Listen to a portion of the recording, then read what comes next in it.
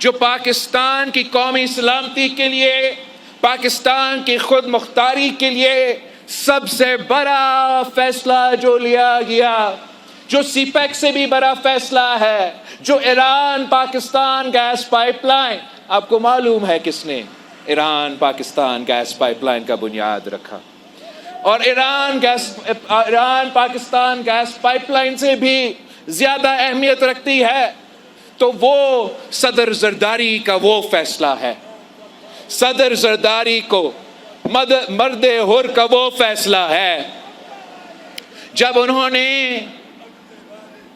جو پاکستان میں موجود دوسرے ممالک کے بیسز موجود تھے اور وہ ممالک پاکستان کا سرزمین استعمال کر کے مسلمان ممالک پہ حملہ کرتے تھے، صدر زرداری جب اس ملک کا پہلی دفعہ صدر بنا تو صدر زرداری نے وہ تمام بیسز نہ صرف بند کروائے مگر ہمارے مہمانوں کو بڑے عزت کے ساتھ خداحافظ بھی کہہ دیا تھا، اور یہ تاریخی فیصلہ کی وجہ سے آج بھی ان حالات میں ابھی تک پاکستان محفوظ ہے۔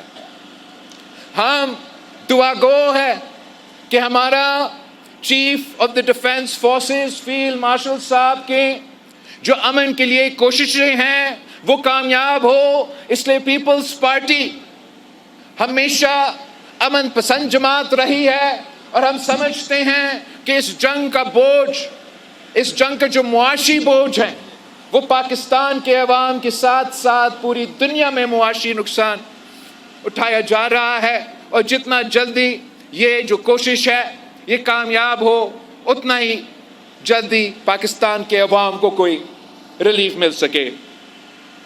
میں گلگت بلتستان کے عوام کے سامنے آج جو پاکستان پیپلز پارٹی کی اس الیکشن کے سلسلے میں اور آنے والے حکومت کے لیے جو ہمارا منصوبہ ہے، جو ہمارا منشور ہے، ان کے بارے میں آپ کو بریف کرنا چاہوں گا۔ پاکستان پیپلز پارٹی 3 اصولوں پہ کام کر رہی۔ ہمارا منشور اس الیکشن کے لیے گلگت بلتستان کے لیے یہ ہے کہ ہم گلگت بلتستان کے عوام کو حق حاکمیت دلانا چاہتے ہیں، اور یہ جو آپ کا حق حاکمیت کا جدوجہد ہے، پاکستان پیپلز پارٹی 3 نسلوں سے یہ جدوجہد لگتی آ رہی ہے۔ اس کا پہلا قدم قائد عوام شہید ذوالفقار علی بھٹو نے FCR کا خاتمہ کے ساتھ کیا تھا، راجشاہی نظام کا خاتمہ کے ساتھ کیا تھا، سبسڈی دلوایا تھا، اور اس جدوجہد کا آغاز ہوا تھا۔ پھر دوسرا مرحلہ شہید محترمہ بینظیر بھٹو کے دور میں، جب شہید محترمہ بینظیر بھٹو نے 1994 میں LFO کے ذریعے یہاں گلگت بلتستان میں سیاست کی بنیاد رکھی، سیاسی حقوق دلوائی تھی، وہ شہید محترمہ بینظیر بھٹو نے دی۔ اگر آج گلگت بلتستان میں یہ تمام سیاسی جماعتیں سیاست کر رہے ہیں، اپنے پرچم لہرا رہے ہیں، اپنے پارٹی کے نام پہ ووٹ مانگ رہے ہیں، تو وہ شہید محترمہ بینظیر بھٹو کی وجہ سے۔ اس کے بعد یہ جدوجہد آگے بڑھا تو کس نے بڑھایا؟ Pakistan Peoples party. 2008 میں پاکستان پیپلز پارٹی کو وفاق میں موقع ملا تو صدر زرداری نے گلگت بلتستان کو شناخت دیا۔ صدر زرداری نے ایک نام آصفہ کا رکھا، دوسرا صدر زرداری نے گلگت بلتستان کا نام رکھا اور تیسرا صدر زرداری نے خیبر پختونخوا کا نام رکھا۔ صدر زرداری نے گلگت بلتستان کو نہ صرف شناخت کی، صدر زرداری نے یہ انتظامی صوبہ بنایا۔ صدر زرداری، اگر آج الیکشنز ہو رہے ہیں، یہ ممبرز الیکشن صدر زرداری کا برا بھلا کہہ کے ووٹ مانگ رہے ہیں، اگر کوئی سی ایم کا امیدوار ہے، اگر کوئی گورنر کا امیدوار ہے، تو یہ تمام چیزیں صدر زرداری نے ان کو دیا ہے۔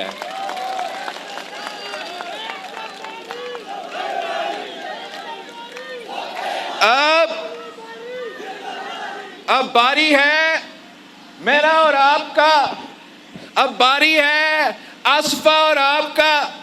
ہم نے مل کی جدوجہد کرنا ہے، ہم نے مل کی جدوجہد کرنا ہے، ویسے ہی جیسے ہمارے بڑوں نے کیا تھا۔ ہم نے مل کی جدوجہد کرنا ہے اور اس علاقے کو اپنا حق حاکمیت کا حقوق کا جدوجہد آگے لے کے چلنا ہے۔ تو اگر قائد عوام نے، شہید ذوالفقار علی بھٹو نے، پاکستان جب سرزمین بے آئین تھا تو قائد عوام نے پاکستان کو اگر جمہوری وفاقی اسلامی متفقہ آئین دیا تو انشاءاللہ تعالی یہ قائد عوام شہید ذوالفقار علی بھٹو کا نواسی اور شہید ذوالفقار علی بھٹو کا نواسا آپ کو آئینی حقوق دلوائیں گے انشاءاللہ تعالی۔ ہم اس سرزمین بے آئین کو بھی انشاءاللہ تعالی آئین دلوائیں گے۔ 18ویں ترمیم کا تحفظ، 18ویں ترمیم کا تحفظ ہم گلگت بلتستان کو انشاءاللہ تعالی مل کے دلوائیں گے۔ اور وہ دن دور نہیں ہے کہ ہم اصل معنوں میں وہ نعرہ لگا سکیں گے کہ پانچوں صوبوں کی زنجیر، پانچوں صوبوں کی زنجیر۔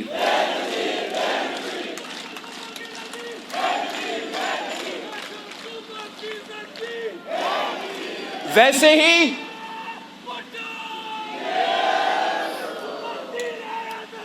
ہی جیسے ہم آپ کے حق حاکمیت کی جدوجہد 3 نسلوں سے مل کے لڑتے آ رہے ہیں، ویسے ہی ہم اس ملک کے اور خاص طور پہ گلگت بلتستان کے عوام کے حق روزگار کے لیے 3 نسلوں سے جدوجہد کرتے آ رہے ہیں۔ قائد عوام شہید ذوالفقار علی بھٹو نے سب سے پہلے عوام دوست، غریب دوست ایسے منصوبے، ایسے معاشی پالیسیز لے کر آئے جس میں نہ صرف اس ملک میں معاشی ترقی ہوا، مگر معاشی ترقی کس کا ہوا؟ معاشی ترقی پسماندہ علاقے کا ہوا، معاشی ترقی غریب طبقہ کا ہوا، معاشی ترقی کسان کا، نوجوان کا، مزدور کا، محنت کش کا، سفید پوش کا ہوا۔ تو قائد عوام شہید ذوالفقار علی بھٹو کے دور میں ہوا، پیپلز پارٹی کے دور میں ہوا۔ ترقی دوسری سیاسی جماعتوں کے دور میں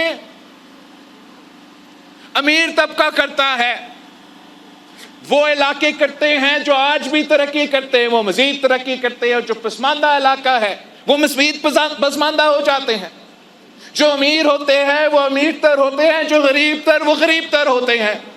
یہ سمجھتے ہیں کہ معیشت کی ترقی کا مطلب ان کے امیر دوستوں کا معاشی ترقی، وہ سمجھتے ہیں روزگار کے مواقع پیدا کرنے کا مطلب اپنے امیر دوستوں کو مزید پیسہ دینا تاکہ وہ مزید لوگوں کو روزگار دلوا سکتے ہیں۔